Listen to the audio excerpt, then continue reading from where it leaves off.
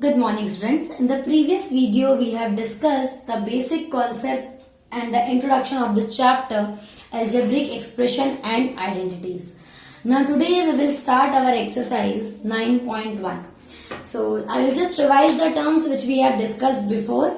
Like we have discussed what are terms. Terms are formed by numbers and variables. Then next is expressions. Expression is a combination of one or more terms. Then equation, when equal sign is placed before expression, it becomes equation. And then what are factors of the terms, what is the coefficient of the terms, and then an expression having one term is called monomial, an expression having two terms is called binomial, an expression having three terms is called trinomial. And like terms and unlike terms we have studied. Like terms, the terms having same variable with same power, or if it will have different variable or different power, it will become unlike terms. Now look at the questions of exercise.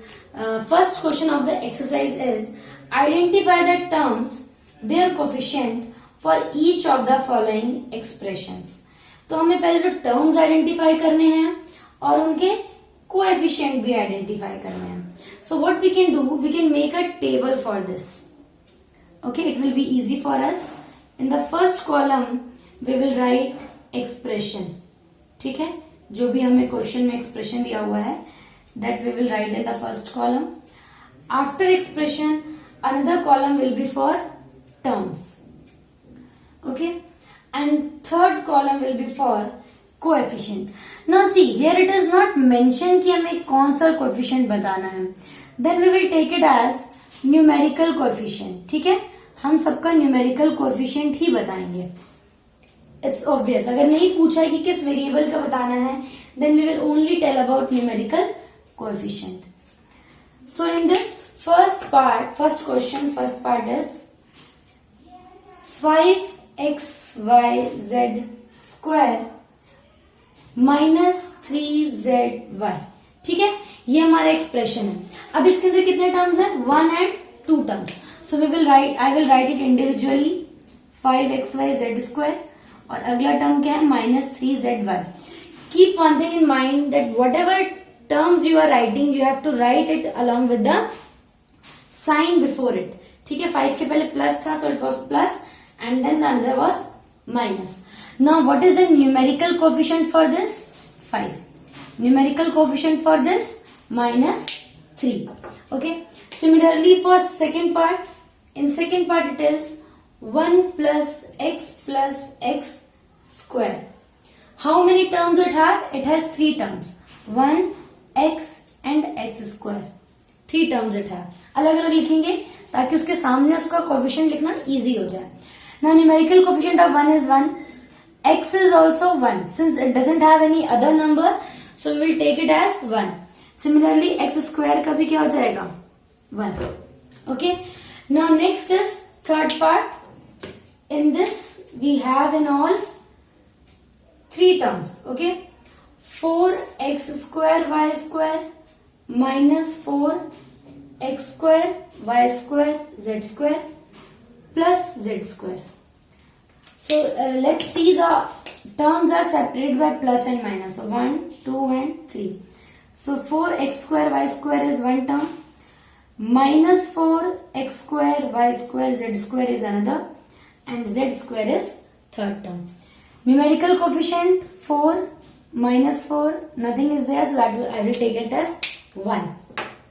Similarly for fourth part, it is 3 minus pq plus qr minus rp. So in all it is having 4 terms. कौन कौन से? 3 minus pq plus qr and minus rp. Coefficient for this will be 3, -1, 1 and -1. It's very simple. If you are writing in tabular form, then it becomes very easy to watch all the solutions. Then similarly for fifth part, x by 2 plus y by 2 minus xy. So what are the different terms? एक तो हो जाएगा x by 2. Another is y by 2. And another one is minus xy. तो x bye 2 का coefficient क्या हो जाएगा, x के आगे क्या लगा हुआ है, x के आगे लगा हुआ है half, that is 1 by 2, y के आगे भी 1 by 2 and minus x y means -1. Now last is sixth part. In this again we are having three terms, 0.3a plus 0.6ab plus it is minus 0.6ab and at last plus 0.5b. So three terms it have, 0.3a minus 0.6ab and 0.5b. Coefficient क्या क्या हो जाएंगे, 0.3 minus 0.6 and 0.5. So in this way from the expression we can separate different terms by seeing the plus and minus sign, and then we can write its coefficient also. Now let's see question number 2. Now question number 2 of this exercise is, classify the following polynomials as monomial, binomial and trinomial. Now which polynomial do not fit in any of these three categories? ठीक है, कुछ monomial 1 term, binomial 2 terms, trinomial 3 terms, and more than 3 we will put in the category of polynomial. Okay, so this also I will do like this, like monomial का एक group बना देते हैं, binomial का एक ग्रुप बना देते हैं, trinomial का 1 ग्रुप हो जाएगा and at last polynomial another group. Okay, so now just watch it. First is x plus y. How many terms? 2 terms. So it will come in this category. Second is only 1000.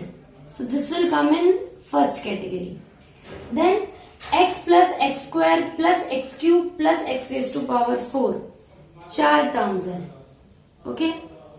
So it will come in this category. Next is 7 plus y plus 5x. So 3 terms are there, 7 plus y plus 5x. Next is 2y minus 3y square. So 2 terms it is having, 2y minus 3y square. Another is, sorry, it is having 3 terms, 2y minus 3y square plus 4y cube. 3 terms है, 2y minus 3y square plus 4y cube.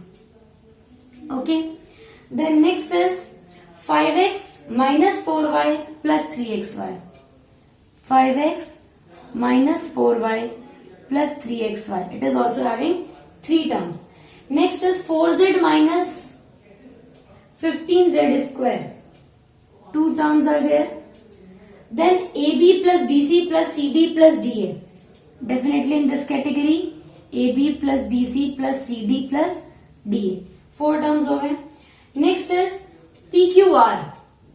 That will come in the first category. Only 1 term. Next is P square Q plus PQ square. Okay, so this is another. And the last one is 2P plus 2Q. That will also come in this category. So in this way, wherever 1 terms are there, they were put in the category of monomial. 2 terms in the category of binomial. 3 terms in the category of trinomial and more than 3 in the category of polynomial. Okay, now next I will do question number 3rd, that is add the following. One thing I would like to mention here, that addition and subtraction operation of algebra can be done only with like terms. It's very important. like terms को ही हम add और subtract कर सकते हैं. मतलब अगर 2 terms का variable और power दोनों same है, then only I can add those terms. Otherwise, we have to leave our question to there only. Let's see. Like in first part, AB minus BC, comma, BC minus CA, comma, CA minus AB. 3 expressions are given. I have to add all. ठीक है, AB minus BC plus BC minus CA plus CA minus AB. Okay. Now search for the like terms. इसको हम एक तरफ कर लेंगे. ये हो गया AB. AB जैसा कोई और है जिसमें AB हो, ये रहा. So minus AB. The next is minus BC. plus BC. Both are like terms. Then minus CA and plus C. While rearranging the terms, जब भी आप टर्म्स को रीअरेंज करेंगे, लाइक टर्म्स के एक साथ करेंगे, then make sure that the number of terms should remain same. इससे आपको ये पता चलेगा कि कहीं कोई टर्म छूट तो नहीं गया. सी 1 2 3 4 5 6 1 2 3 4 5 6. तो जब आप टर्म्स को अरेंज करेंगे उस टाइम आपको जरूर चेक करना है कि जितने टर्म्स आपके क्वेश्चन में थे उतने ही आपके अरेंज होने के बाद भी है या नहीं है. Now a b minus a b cancelled, minus b c plus b c cancelled, minus c a plus c a cancelled, क्योंकि 1 minus 1 0, minus 1 plus 1 0, minus 1 plus 1 0. So the answer is 0 for this. Okay, so in this way I can add like terms. Similarly, look at one more part. Second part में आपको दिखाती हूँ. इसमें a minus B plus a b, फिर comma है, comma को मैं किससे रिप्लेस करूंगी? प्लस से. Then b minus c plus b c. One more thing, अगर मुझे ऐड करना है then I can add simply. अगर मुझे सब्ट्रैक्ट करना है then it's very important to place bracket in each expression. ठीक है, इस एक्सप्रेशन में एक ब्रैकेट डालना पड़ेगा, यहां भी एक ब्रैकेट डालना पड़ेगा. If in place of plus here I will have minus, then only. Okay, then plus C minus A plus A C. Plus plus कर दिया है मैंने. Now I will arrange the like terms. A लिखा मैंने, A के जैसा कोई है? Minus A. Okay, then minus B plus B, then plus AB and no one is of AB. Next is minus C. ये B को हम पहले लिख चुके हैं. Minus C plus C and then plus BC and then plus AC. मैं इसने सारे टर्म्स को अरेंज कर लिए, लाइक टर्म्स को एक तरफ. Just count it to make sure I have taken all terms or not. 1 2 3 4 5 6 7 8 9. 3 4 5 6 7 8 9. Means all the terms has been arranged. A minus A 0, minus B plus B 0, minus C plus C 0. So what is the answer? AB plus BC plus AC is the answer. Now all these three are unlike terms. So I can't solve it further. So I have to leave my answer to here only. Now similarly look at one more part, that is third one. 2p square q square minus 3pq plus 4. ये एक expression है. फिर comma की जगह हम plus लगाएंगे. 5 plus 7pq minus 3p square q square. Okay, इन दो एक्सप्रेशंस को मुझे ऐड करना है. Again I have to arrange the like terms together. 2p square q square, और कोई है जिसमें p square q square? Yes, this one. So minus 3p square q square आ गया. देन माइनस 3pq, इसके जैसा 7pq. Then plus 4 and plus 5. Now just check 1 2 3 4 5 6 1 2 3 4 5 6 all okay. Now I can add it. 2 minus 3, 2 minus 3 कितना होता है? Integers के according सोचिए. 3 में से 2 जाएगा तो 1, but 2 minus 3 is minus 1. So minus 1 P square Q square. अब आप ये 1 लगा भी सकते हैं और हटा भी सकते हैं, but minus is important. Next is minus, ये दोनों लाइक टर्म्स हैं. Minus 3pq plus 7pq. So minus 3 plus 7 that is 4pq. 7 positive है तो आंसर भी मेरा पॉजिटिव आएगा. 4 plus 5 9. So this is the answer for third part. Addition is very simple. Simple, आपको comma को रिप्लेस करके plus लगा दीजिए and then I can add. Now look at the fourth part. L square plus m square plus m square plus n square, then plus n square plus l square plus 2lm plus 2mn plus 2nl. ठीक है, ये मैंने 3 expressions थे, तीनों को plus कर दिया. Now see l square and l square. कितना बन जाएगा 2l square, m square plus m square 2m square. I am skipping one step, like terms को आप एक साथ लिख सकते हो, but I am skipping that because I don't have space here. n square plus n square 2n square 2lm 2mn plus 2nl। Now all are unlike terms, इसका l square n square n square all are unlike. इसमें one more step आप add कर सकते हो, सब में से 2 common निकाल सकते हैं हम लोग, in bracket l square m square n square plus lm plus mn plus nl. So this is the complete answer of question number 3rd.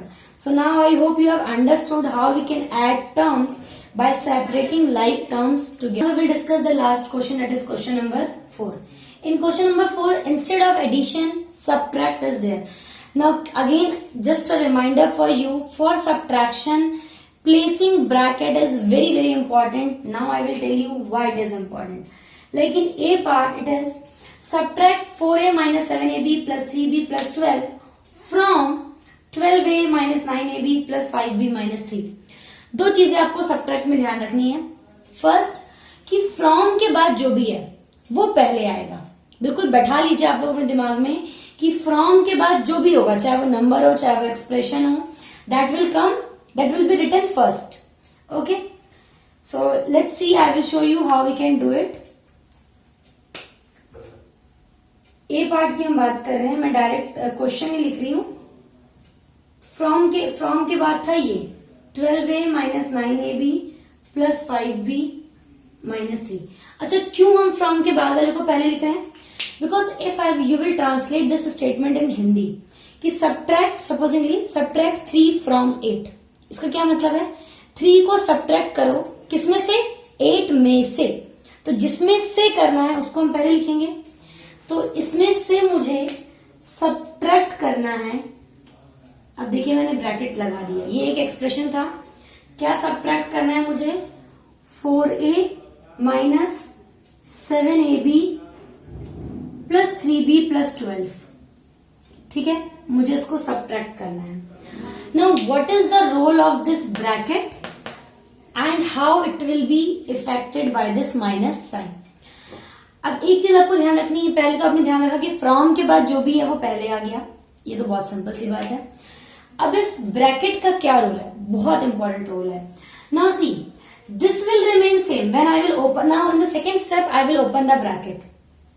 When I will open the bracket, first bracket will remain same because it is not having any sign in front. पर इस bracket के बाहर क्या sign है? Minus sign है। अगर कभी भी ब्रैकेट के बाहर माइनस साइन है तो इसके अंदर जितने भी टर्म्स हैं इन सब के साइन रिवर्स्ड हो जाएंगे। If it is plus 4a it will become minus 4a, minus 7ab it will become plus 7ab, minus plus minus minus minus plus minus plus minus minus plus minus. मतलब जितने भी size, तो जो भी plus में थे वो क्या बन गए? माइनस बन गए, और जो माइनस में था वो प्लस बन गया। तो ये जिसका पहला स्टेप अगर आपने सही किया है, then only your solution can be correct, otherwise it will be wrong in the first step only. तो फर्स्ट स्टेप में मैं दोबारा रिपीट कर रही हूं, 2 बातों का ध्यान रखना है कि फ्रॉम के बाद जो भी है वो पहले आएगा, पहली चीज। सेकेंड चीज, दोनों एक्सप्रेशन को ब्रैकेट में रखिए अगर माइनस साइन है तो, और माइनस साइन की वजह से अगर जब मैं ब्रैकेट ओपन करूंगी तो उसके सारे साइन, मतलब माइनस के आगे जो ब्रैकेट है उसके सारे साइन अपोजिट हो जाएंगे। Now it is same as addition, like terms को एक तरफ कर लीजिए। 12a minus 4a will come in front, then minus 9ab plus 7ab plus 5b minus 3b minus 3 minus 12। Count कर लेते हैं, 1 2 3 4 5 6 7 8, 1 2 3 4 5 6 7 8। Number of terms are same. Now 12 minus 4 8 है, ये लाइक टर्म्स है तो ये सॉल्व होंगे। ठीक है, then these are like minus 9 plus 7 minus 2ab, 5b minus 3b plus 2b, minus 3 minus 12 that is minus 15. Now all the terms in this are unlike. इसमें सिर्फ a है, इसमें a b है, इसमें सिर्फ b है, इसमें कुछ भी नहीं है. So all are unlike terms. So आपका आंसर यहीं पे खत्म हो जाएगा. Let's see one more example. Okay, now in that example it's completely same. Subtract ही करना है. फ्रॉम के बाद जो है उसको मैं पहले लिख देती हूँ. 5xy minus 2yz minus 2zx plus 10xyz.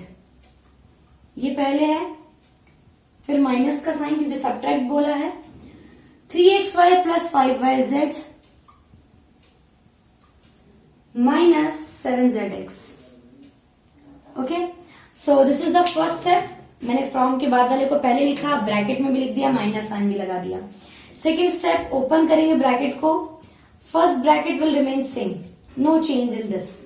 Okay, but when it will come to second bracket, since minus sign is there, अगर यहाँ प्लस होता कोई प्रॉब्लम नहीं थी, all will be same, but minus sign is there, so all this sign will be reversed. So minus 3xy minus 5yz plus 7zx.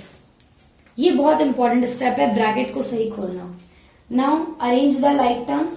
5xy minus 3xy minus 2yz minus 5yz minus 2zx plus 7zx then plus 10xyz. Count कर लेते हैं. 1 2 3 4 5 6 7 3 6 7. Terms are same. Solve कर लीजिए. 5 minus 3 2xy minus 2yz minus 5yz. Minus 2 minus 5 कितना होता है? Minus 7. Minus 2 plus 7 that will B plus 5zx and 10xyz. It will remain completely same. Now all are like terms. तो आपका question यहीं पे finish हो जाएगा. Same is C part. C part में भी फ्रॉम के बाद जो भी है 18 minus 3p minus 11q plus 5pq minus 2pq square plus 5p square q. अच्छा, इसको मैं आपको अलग तरीके से सॉल्व करना बताती हूँ. ठीक है, एक तो ये तरीका है सिंपल सा, ब्रैकेट खोल लो. फिर दूसरा तरीका क्या है, ये मैंने फ्रॉम के बाद वाला जिसको मैंने पहले लिख दिया. अब जो इसको सब्ट्रैक्ट करना है that is 4p square Q, उसको अब मैं लिखूंगी. पर जब मैं उसको लिखूंगी तो मैं ये एंश्योर, अब जैसे करते हैं ना मैथ्स में, प्लस एक के नीचे एक लिख के, माइनस में एक के नीचे एक लिख के, कॉलम वाइज उसको हम बोलते हैं, column wise addition and subtraction. तो उसको मैं आपको कॉलम वाइज सब्ट्रैक्ट करके दिखाती हूँ. कॉलम वाइज सब्ट्रैक्शन में ये करना होता है, whenever you will write the terms, आपको उस टर्म्स को उसके लाइक टर्म्स के नीचे ही लिखना है. जैसे फॉर एग्जाम्पल, अब ये तो फ्रॉम के बाद था, इसको मैंने ऊपर लिख दिया एज इट इज.